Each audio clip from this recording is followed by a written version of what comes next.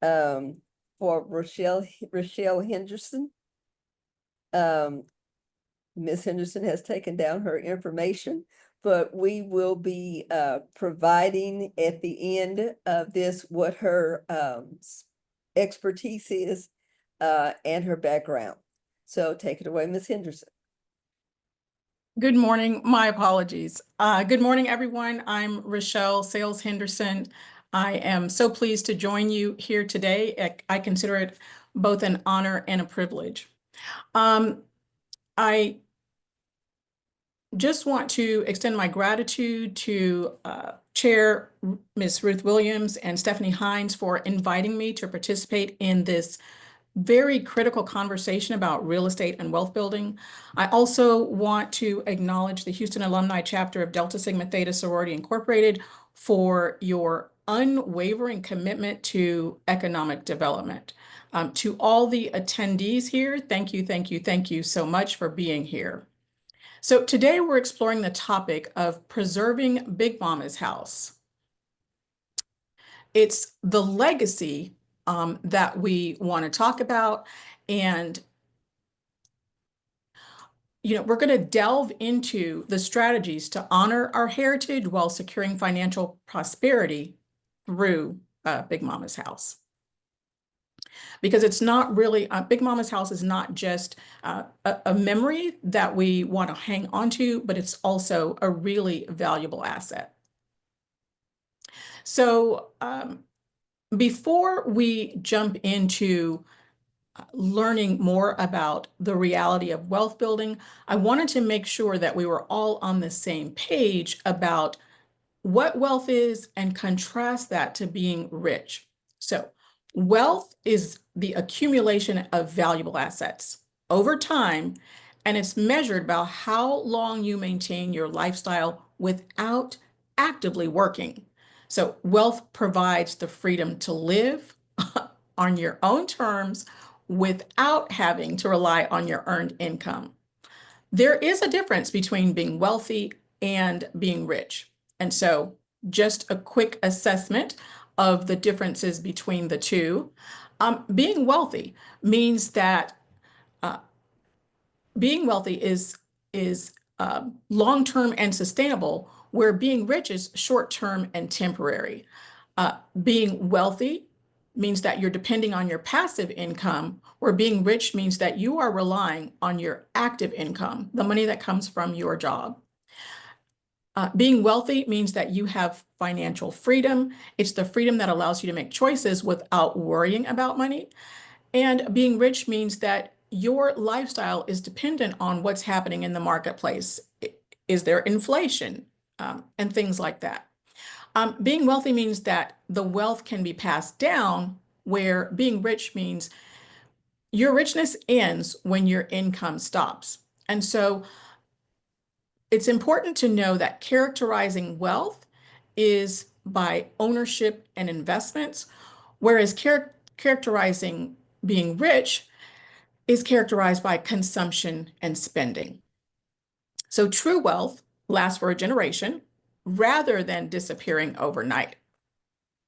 So we're having this conversation about building wealth and by way of inheritance, because we're talking about preserving Big Mama's house. So I just wanted to get kind of a poll from the audience. If any of you have experienced this real estate inheritance in your family or your friends, you've heard about it or you've actually been a part. So if you'll just drop your responses in the Q&A section and just let us know how it went. Was it stress-free? Did it go well? Was there chaos and confusion? Did it cause family arguments, or did it bring the family closer together? And so while you're dropping in your responses about your experience, I will share an experience of mine. Oh, sorry about that. I'll share an experience of mine. This is a story about my grandmother who passed away at the age of 102. She was my maternal grandmother. She lived in Fort Worth, Texas, in a small 3-bedroom, 1-story home that her first husband purchased when they married. So early in their marriage, he got hit by a train on Thanksgiving Day and didn't survive. That's horrific. But she did remarry and divorce. And after all was said and done, she resolved to raising all 11 children on her own. All 11 children on her own. So only one of her children passed away before she did, which was my mother, which makes this story relevant to today's topic. So at the age of 70, my grandmother sold that little old one-story home and purchased a brand new home that she built from the ground up. It was affordable and it was beautiful. She made it a point, she made it a point to live below her means. When my grandmother was 100, she invited her. Now, mind you, I said at 70, she bought a brand new home that she built from the ground up. But at 100, she invited her children to a family meeting, and 9 of those children showed up. So from 70 to 100, that's 30 years. And how long is a mortgage? So yes, it's absolutely true. She paid off that mortgage. She told all the children her wishes, and she told them what they could expect to be in the will. So there would be no surprises. Although she was very, very, very clear, after she passed, all heck broke loose. Family members clicked up.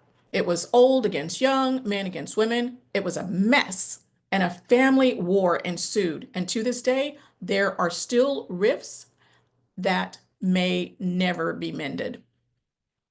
She left the paid off house to the younger daughter, and no one knew why. The younger daughter declined it because she didn't want to get in all of the chaos and confusion, which meant that the house had to be sold and that the proceeds would be split um, between the children. And grandmother had the proceeds would be split according to the percentages that she dictated in the will. So basically, it turned out that people who had invested in the family and in grandmother and in helping, other family raise children throughout the years received a higher percentage than those who were missing in action. Some people didn't think that my brother and I should have received a piece of the inheritance since our mom was no longer alive. The people who wanted the fur coats, they didn't get them. The people who wanted the jewelry, they didn't get it. The people who wanted the china, the furniture, the pictures, you guessed it, they didn't get it. Even the best laid plans can be chaotic. But the moral of this story is that grandmother, she did have a plan. And ultimately, she set up 9 children and 2 grandchildren, me and my brother, with an unexpected, hefty check that allowed us to begin making our wealth moves. So it's really important to understand history to truly grasp the significance of using real estate as a tool to create generational wealth and to know that it is the cornerstone. Big Mama's house, yes, it's cherished, but it's more than that. It's a valuable asset. So if you don't understand history, you're bound to repeat it. So between 1907 and 2007, Black Americans have lost 80% of acquired land due to legal challenges and systemic discrimination. Not only does property loss significantly hinder wealth accumulation, but it also exacerbates economic disparities. Complex ownership. We're still talking about protecting legacy. So complex ownership between heirs, meaning homes lost due to legal issues, tax delinquency, and foreclosure are all factors that collectively contribute to the widening wealth gap. And did you know that property tax delinquency rates are notably higher in majority Black neighborhoods, with 41% of land parcels being tax delinquent? That's 41% of Black land parcels being tax delinquent, compared to only 15.1 in other majority neighborhoods. Those numbers are staggering. Continuing on through the history, during the foreclosure crisis of 2007 to 2010, nearly 8% of Black and Latino families lost their homes, compared to 4.5% of non-Hispanic white families. Understanding the financial implications of inheritance decisions is crucial.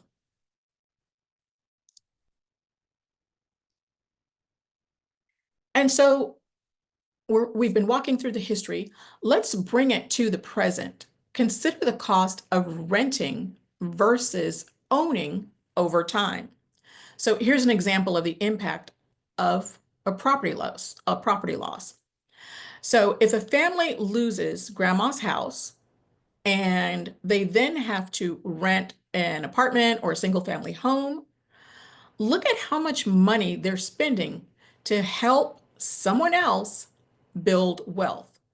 So in this first example, if an individual or a family is renting for 5 years at $1,500 a month over that 5-year period, they've come out of pocket with $90,000. I know probably a lot of people on the call are saying, where can you find a house or an apartment for $500? So, okay, I wanted to also provide an example. If you're spending $2,500 a month renting for 5 years, you've spent $150,000. And I don't think people understand that that $150,000 is helping someone else's family to build wealth. So we covered understanding the legacy. Now let's talk about protecting the legacy. Protecting the legacy of inherited real estate starts with real estate planning, which ensures that family property is legally safeguarded and passed down efficiently. A will or a living trust, they're essential to clearly outline ownership and prevent disputes. Families should also consider heirs' property protection, make sure that title clearing and proper deed transfers to avoid legal complications in the long run. There are some pitfalls also to avoid. Families should proactively pay property taxes on time, maintain homeowners insurance, and set up joint ownership agreements to prevent forced sales due to disagreements. Additionally, establishing a property management plan for upkeep and financial responsibility can also help sustain the home's value. So you're not letting the house become dilapidated because the family can't agree on who should be paying to mow the grass or to paint the house. Unfortunately, keeping family harmony requires open communications and regular family meetings to discuss property plans. Designating a responsible estate executor and seeking legal or financial guidance can also help prevent conflicts and ensure everyone understands their roles in maintaining the family's wealth. By taking these steps, families can preserve their legacy and ensure that Big Mama's house remains a source of generational wealth and stability. So after the funeral is when the business of the inheritance gets started. Knowing where to find the will, navigating the probate process, and expediting ownership transfer to maintain family control over the inherited property is crucial.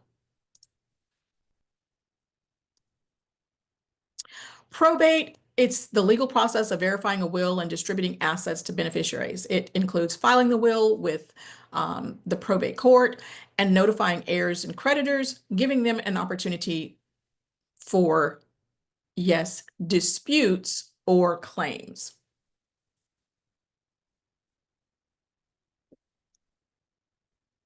Here's why holding on to, let me go back. I think I may have missed one thing. So it's also important to understand what's happening along the way as the will is being probated and the heirs and creditors are being notified. There are real estate taxes that need to be paid. There are also taxes on other values in the estate. Once you've assessed and gotten all items appraised, there's also the the someone has to take responsibility for distributing the assets. In other words, transferring property to the rightful owners. Again, these seem like things that on a piece of paper are extremely simple, but unfortunately, when you're dealing with feelings and loved ones and treasured memories, it really can become quite daunting. So here's why holding on to Big Mama's house can be a game changer, literally a game changer for generations to come. Number one, Grandma's house can appreciate over time. So we all know that real estate typically increases in value over years.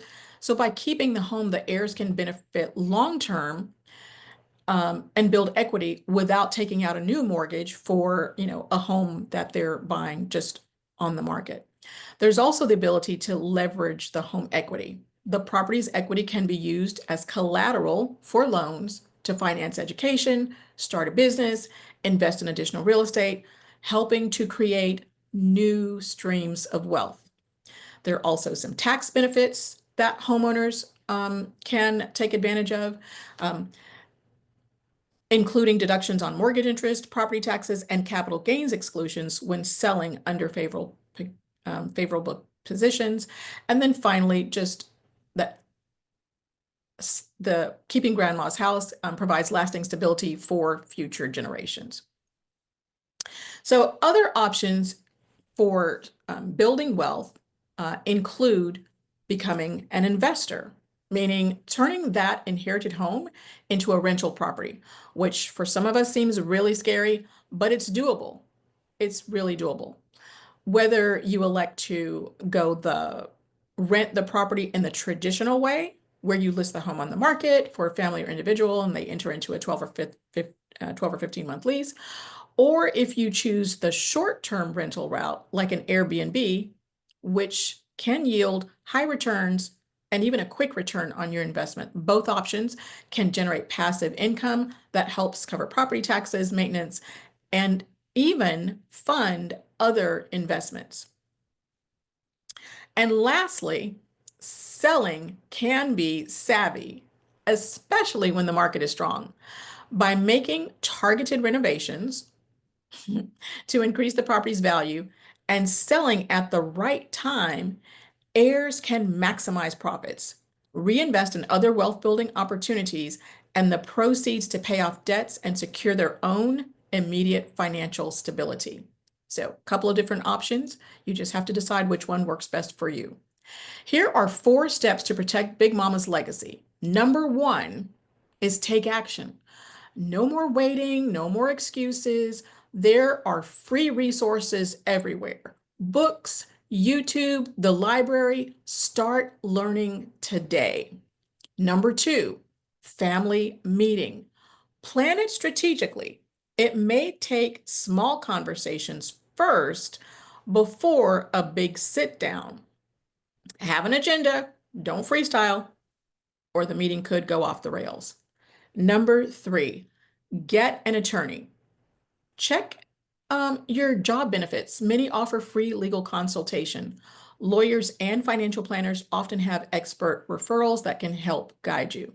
I think the bottom line is don't use the excuse that everything costs so much, because there are always resources or someone who knows someone who knows someone who can help you move your strategy forward. And lastly, number 4, get a real estate expert. A conversation with a realtor costs $0. They can help assess value, market trends, and investment opportunities so that you can make smart moves. The key is to start now. So I want to share a poem with you that's called Make Wealth Moves. And this is about starting today to make your future of tomorrow. The keys to wealth are in your hands, not just in dreams, but in real estate plans. Inheritance comes when loved ones rest, but planning ahead makes it truly the best. A house is more than bricks and stone. Its roots, its shelter, it's a legacy home. It's laughter in the kitchen, memories made, a place where love and warmth never fade. But wealth ain't just about where you stay, it's freedom, peace. It's paving the way. A steady home keeps stress at bay, a safe foundation where the kids can play. Financial freedom? Oh, that's the goal. Less worry, more time for your passions to roll. Creativity thrives when the mind is free. Money stress gone? That's where you want to be. So don't just sit on what you've learned. Take action now. It's your turn.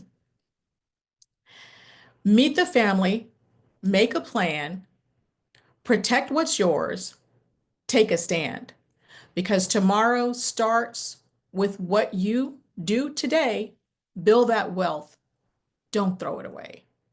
Big Mama's legacy, it's yours to keep. Turn it to gold. Don't let it sleep. In closing, I'm Richelle Sayles Henderson. I truly foresee better living for all of us. So don't settle for being the average every day. Let's go make wealth moves. Thank you so much.